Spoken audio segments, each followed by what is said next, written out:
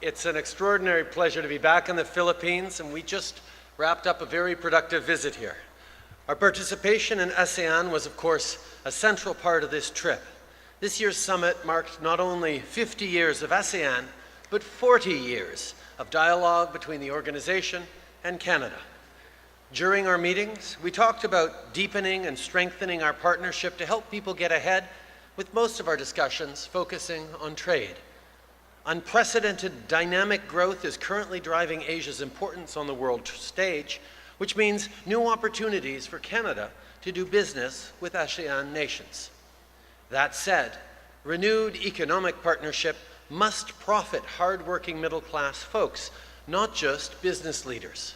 This is something that featured quite prominently in all our discussions. We also talked about how we can use the ASEAN framework to tackle some of the most pressing challenges our world faces, namely those brought by a changing climate and facing new security threats.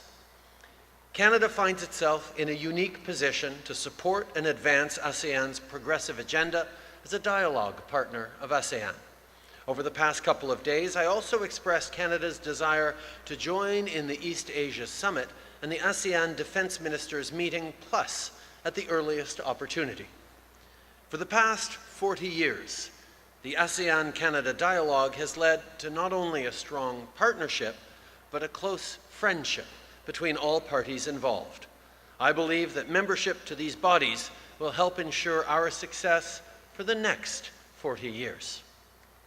This trip to Manila was also an opportunity to strengthen the people-to-people ties between Canada and the Philippines. The Philippines is Canada's largest source of immigrants. Indeed, Tagalog is spoken from coast to coast to coast. And in many ways, our two countries continue to grow closer every day. There are countless examples of Canadian and Filipino entrepreneurs who choose to grow their business in one country or the other. You see companies like Jollibee, which I visited here in Manila, expanding their operations in Canada. Some of you may remember that I stopped by a Jollibee in Winnipeg not too long ago. Closer ties between Filipinos and Canadians mean more opportunities for hardworking people to get ahead in an increasingly globalized world. This is something that was echoed yesterday when I met with inspiring Filipino and women business leaders. Another important part of our efforts to strengthen our relationship with the Philippines is development assistance. In times of need, Canadians are not only willing, but ready to lend a hand to those who need it most. During my visit, I had the opportunity to visit the Lican Center for Women's Health, which aims to provide quality health services and family planning. The Lican Center has been working in partnership with Interpares, a Canadian NGO, as part of their Innovations to Reduce Maternal Deaths project. With the support of the Interpares and the Canadian government, 3 new clinics in and around Manila have so far been set up as a result of the initiative, clinics that provide invaluable support to mothers and their newborns. This is very much in line with Canada's feminist international assistance policy, as we expect the project is expected to benefit 16,000 women and 6,400 children in the region.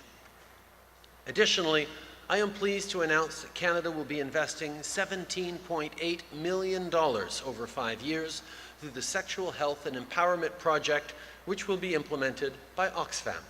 This funding will help improve access to sexual and reproductive health and rights services for more than 85,000 women and girls living in poor and remote regions in the country. Only with the full participation of all citizens can countries reach their full potentials. When we invest in women and girls, we help entire families, communities, and societies succeed. Overall, I'm very pleased with what we've been able to accomplish during this trip for Canada and for Canadians. Once again, thank you for joining us. I look forward to taking your questions now. And what was the President's reaction when you raised the issue of human rights? Was he receptive to your message? I actually had an opportunity to have a conversation with President Duterte just before our meeting earlier this morning, the larger meeting earlier this morning, in which I emphasized, of course, the people-to-people ties between Canada and the Philippines and the great connections there. But I also mentioned human rights, the rule of law, and specifically extrajudicial killings as being an issue that Canada is concerned with.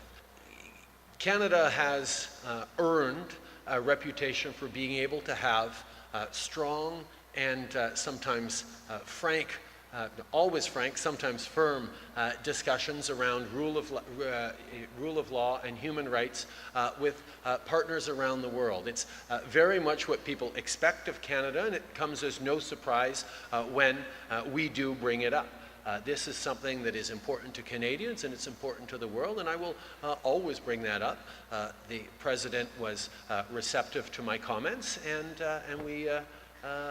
it was throughout a very cordial and positive exchange.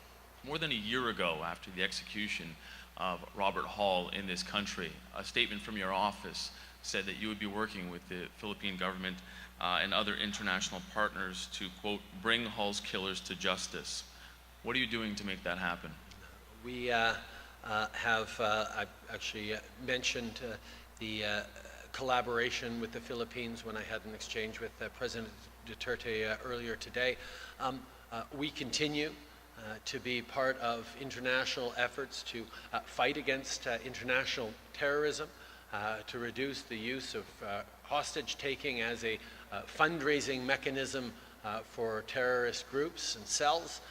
And we continue to work to ensure that there are consequences for anyone who is engaged in terrorist hostage-taking. We have been advised by the Philippines that most of the people engaged in the kidnapping of the two Canadians have been killed in military operations.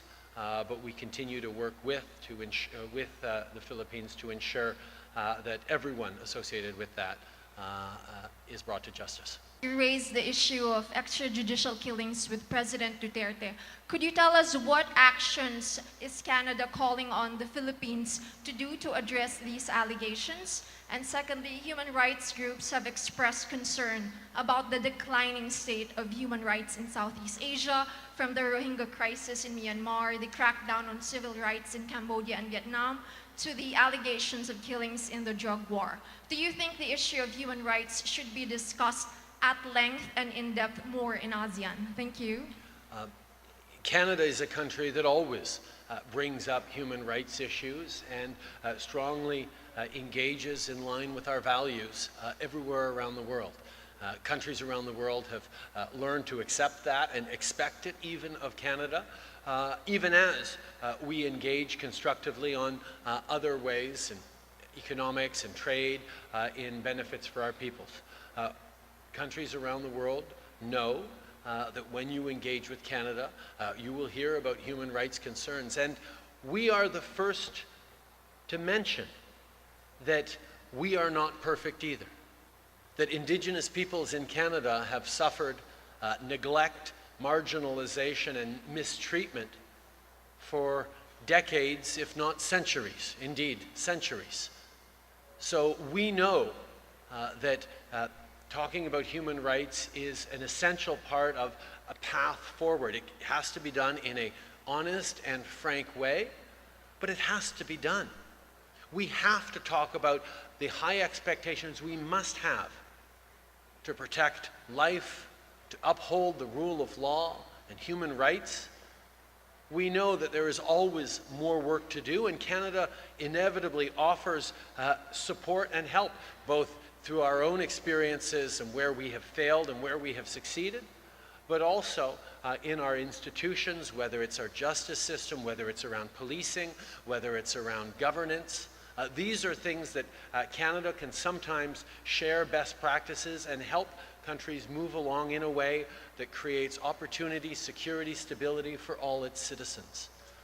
I had extended conversation with the State Councillor of Myanmar, Aung San Suu Kyi, about the plight of the Muslim refugees in Rakhine State. This is of tremendous concern to Canada and many, many other countries around the world.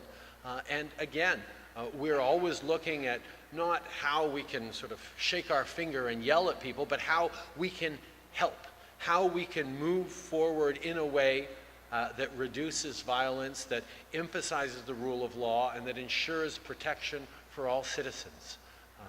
As I mentioned to President Duterte, we are concerned with human rights, with the extrajudicial killings, impressed upon him the need for respect for the rule of law, and as always, offered Canada's support and help as a friend to help move forward on what is a real challenge. This is the way we engage with the world. This is the way we always will. Merci beaucoup tout le monde. What a pleasure to see you all. What a pleasure to be back here in the Philippines. Thank you very much, everyone.